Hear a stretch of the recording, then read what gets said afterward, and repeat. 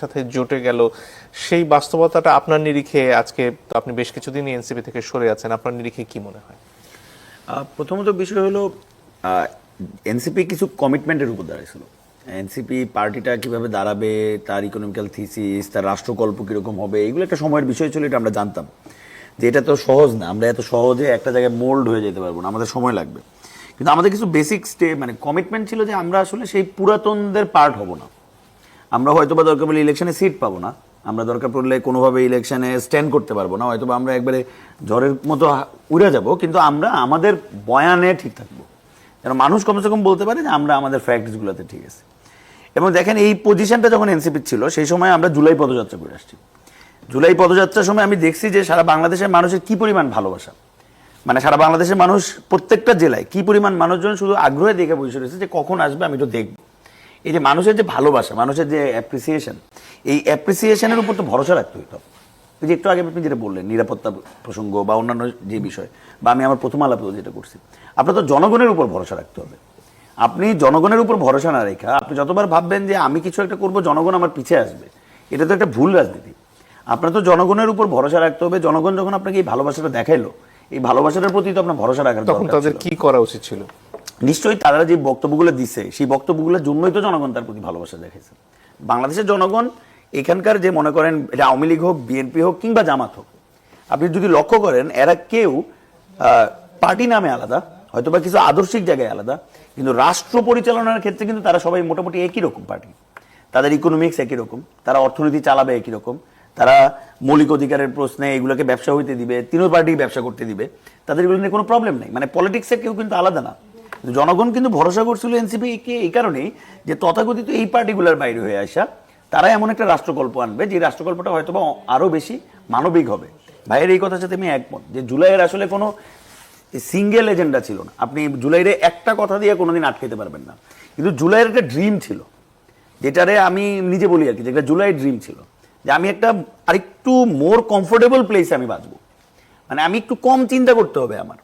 মানে আমি মনে করেন আমার মনে আছে শেখ হাসিনার সময় যে শেষ ঈদ ছিল, তো ঈদের দিন আমার বাসা একদম গোরান বাজারে, তো ঈদের 2 দিন আগে থেকে আমি শুনি সেমাই নাই, পুরো বাজারে কোনো সেমাই নাই। এবার ঠিক ঈদের আগের দিন সন্ধ্যাবেলা সেমাই আসলো, 60 টাকার সেমাই হয়ে গেল 500 টাকা, কোনো জায়গায় 350 টাকা, কোনো জায়গায় 450 টাকা। এবং এরকম একটা সোসাইটিতে তো মানুষ বসবাস করতে পারে না। আপনার পরের দিন উৎসব, আপনি আপনার পরিবার নিয়ে উৎসব করবেন, সেই সময় পুরো সিন্ডিকেট নামে পড়তে হলে কত টাকা সে তুলে নিয়ে আসতে পারে। জি, নির্বাচনে একটা বড় হিসেব হচ্ছে গিয়ে আওয়ামী লীগের ভোটগুলো আসলে কোথায় যাবে। আগের হিসেব যদিও 15-17 বছর আগের হিসেব, তখনও তাদের 30-33% মতো ভোট ছিল, এবং বিএনপি জামাত পরস্পরের বিরুদ্ধে অভিযোগ করছেন যে তারা দুই দলই জামাতকে আশ্রয় দিচ্ছেন এবং তাদেরকে দলে টানার জন্য, ভোটটা তাদের বাক্সে নিয়ে আসার জন্য নানান ধরনের কৌশলের আশ্রয় নিচ্ছেন। সব মিলিয়ে এই কাজগুলো আসলে দিনের শেষে কি ফলাফল বয়ে আনবে? এখন এইটা তো আসলে মনে করেন যে রাজনৈতিক ময়দানে একদম মানে 5ই আগস্টের পর থেকেই এই আলোচনাটা কিন্তু নানানভাবেই শুরু হয়ে গেছিল যে আসলে আওয়ামী লীগের তো একটা ভোটার পুল আছে, এটা খুবই সিম্পল।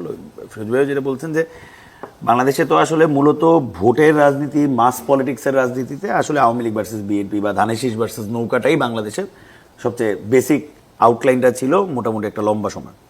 তো সেই জায়গা থেকে আপনার মনে করেন যে আওয়ামী লীগের ভোটটা কে পাবে বা নৌকারে যারা ভোট দিত তারা আসলে কোন দিকে ভোট দিবে, এই বিষয়টা একটা গুরুত্বপূর্ণ পয়েন্ট তো অনেক আগে থেকে।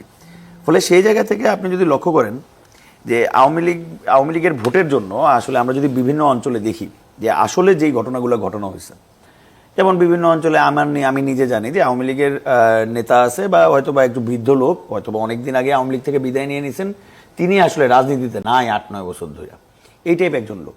সেই লোকটাকেও জেলে নেওয়া হয়েছে। এবং জেলে নেওয়া হয়েছে কেন?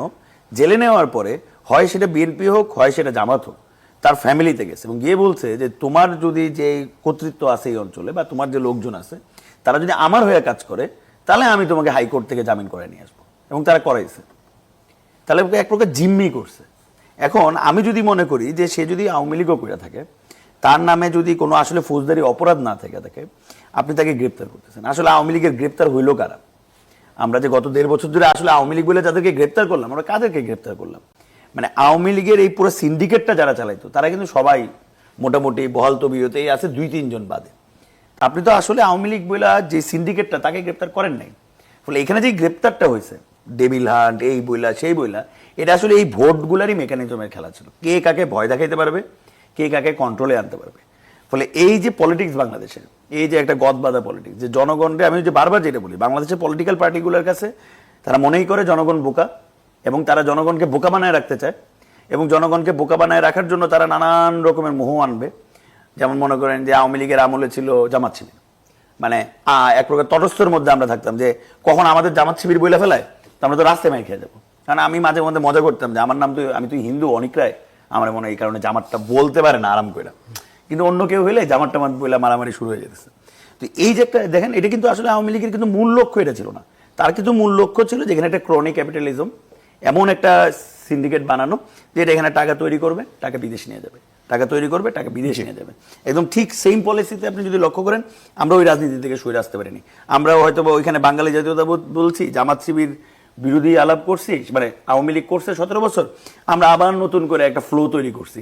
এটা একবার আধিপত্যবাদ, একবার জুলাই গাদ্দার, নানান কিছু বইলা আমি রাজনীতিকে আসলে ভোলাটাইল করছি, যেন মূল পয়েন্ট জুলাইয়ের মানুষের মূল চাহিদা সেগুলো পিছিয়ে চলে যায়, এবং সেই যে স্টাবলিশমেন্ট, সেই যে সিন্ডিকেট, সেই সিন্ডিকেট জন্য বাইচা থাকে। ফলে বাংলাদেশের রাজনীতির আসলে কোনো প্রকার বেসিক চেঞ্জ গত 1.5 বছরে। ধন্যবাদ।